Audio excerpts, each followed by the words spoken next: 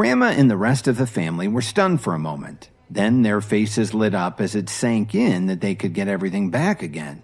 If Tyler Dawn transferred his shares to Lily, wouldn't that be the same as returning all the shares to the Jones family? Not only that, but they'd picked up an international trade company to boot. This was a great day for the Jones family. But Tyler had more to say. "My friend, there is one thing I must make clear to you first. These shares are worth $300 million. I only transfer them to you because I trust you. That's the only reason I did this." "Don't worry, I won't let you down," Lily said nervously. "But, Mr. Dawn, there's one thing I don't understand. Why do you keep calling me friend? This is the first time we've met." "Of course it's because you're Mr. Williams' wife," Tyler said candidly. "Mr. Williams, if you'd told me that Lily was your wife, I'd have transferred all the shares to her the last time I came here." "What? If you'd taken a break from your business now and then and stopped by to visit, you'd have met her sooner." "I stand corrected." Just then, one of Tyler's assistants walked over and whispered something in his ear. Tyler's demeanor got more serious. "Kevin, I was hoping to have dinner with you, but I need to deal with an urgent matter in New York. Unfortunately, I have to run." "Okay. Have a safe trip," Kevin replied as he shook his hand.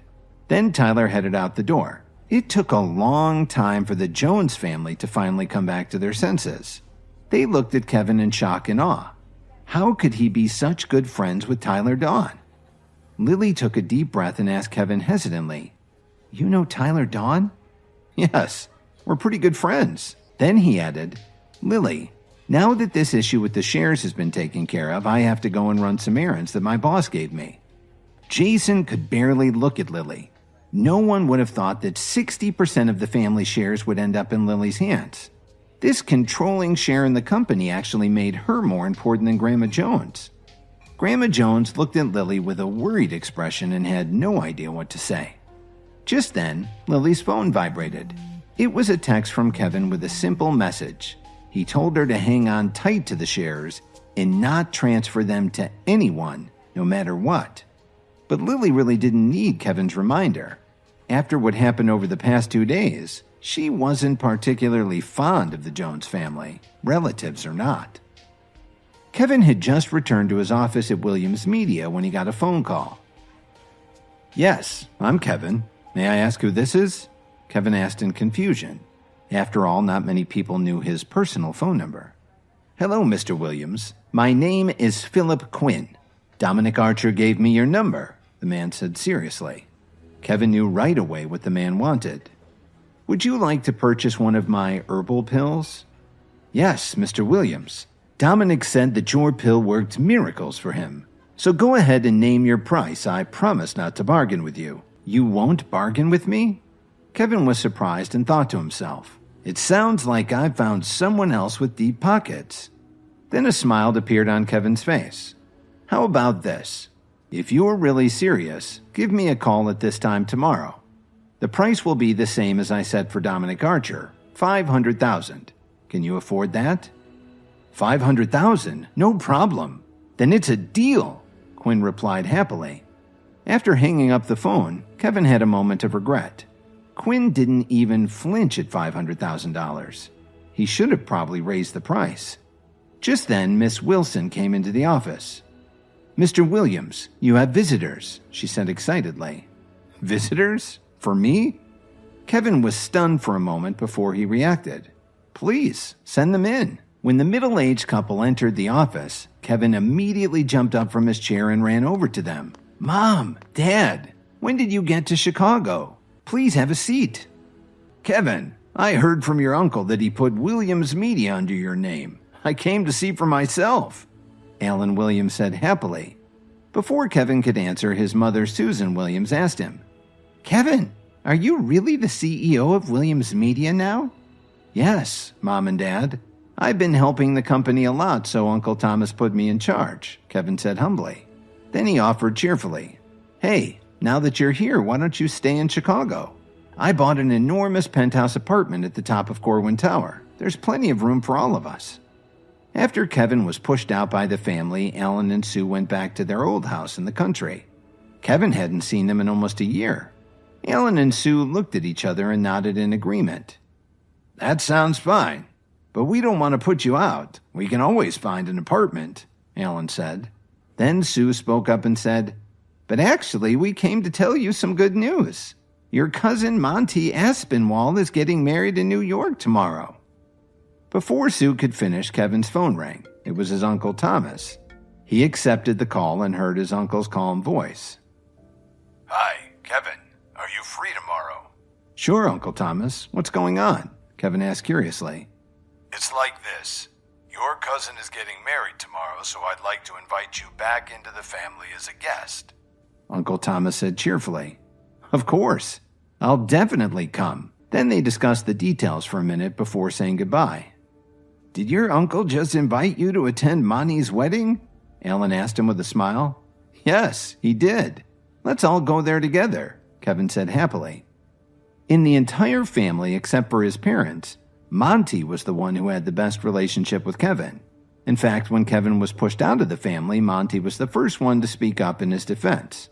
"That's a great idea," Alan answered as he looked at Kevin with a pleased expression. "We'll let you get back to work now. Your father and I haven't been to the city in a long time. We're going to take a walk," Susan said with a smile. After his parents left, Kevin asked Miss Wilson to buy him a suit.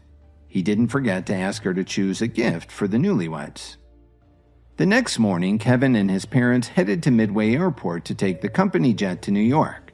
The flight only took a couple of hours, and Miss Wilson, with her usual efficiency, had arranged for them to be picked up in a company to go to the Williams family mansion.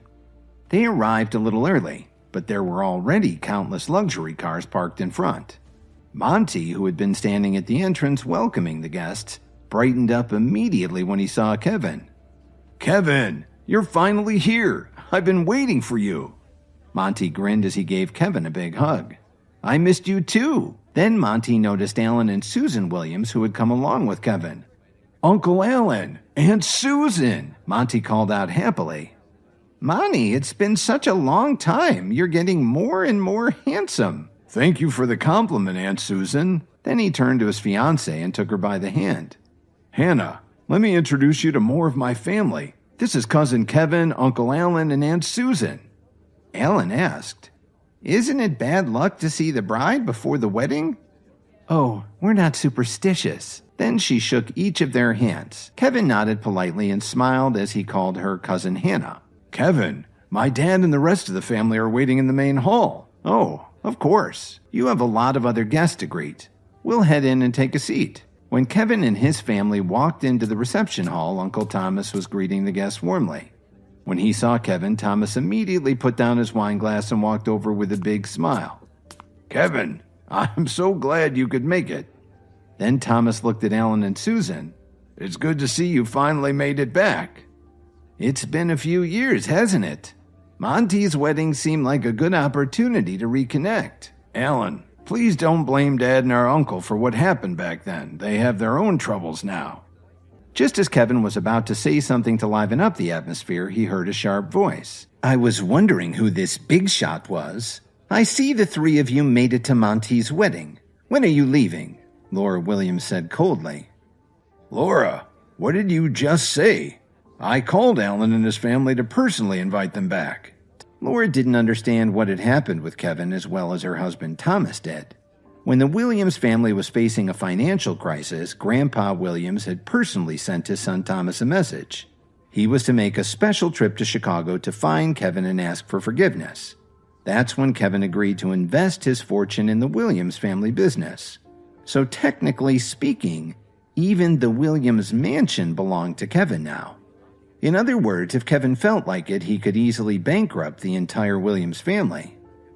"What are you talking about? They have the nerve to come back today after everything they did?" Laura said spitefully. "Their good little boy Kevin is even worse. He went off and married into another family, mooching off of them for 3 years." Laura's ranting drew the attention of a lot of the guests. Kevin and his parents were starting to get pissed off. Laura turned her nose up at Kevin and said, "Don't think you can come in here acting all fancy just because you're in charge of Williams Media. Everyone knows that you're only in that position because Thomas took pity on you. The family has lots of other businesses. We don't need that one at all." Then Ethan Williams, Kevin's cousin and the son of Thomas and Laura, stepped out from the crowd and said, "Kevin, you got a lot of nerve coming here today." Laura chimed in, "You're an embarrassment to the entire family. Why don't you just go back to Chicago?" "Lauren, Ethan, shut up. Don't do this in front of all the guests," Thomas whispered to the two of them. Then he turned around and said, "Kevin, Alan, please don't pay any attention to them. They've already had too much to drink." But by now, Kevin was insulted. Alan was so angry that his chest was heaving up and down, and Susan was so repulsed that she was starting to look pale. "What's wrong with you, Thomas? How can you help these outcasts?" Laura complained. So far, the wedding wasn't off to a great start. Would Thomas be able to do anything at all to turn things around? Hi, Kevin here. If you're wondering what happens next, then stay tuned on the Pocket FM Universe channel for more episodes.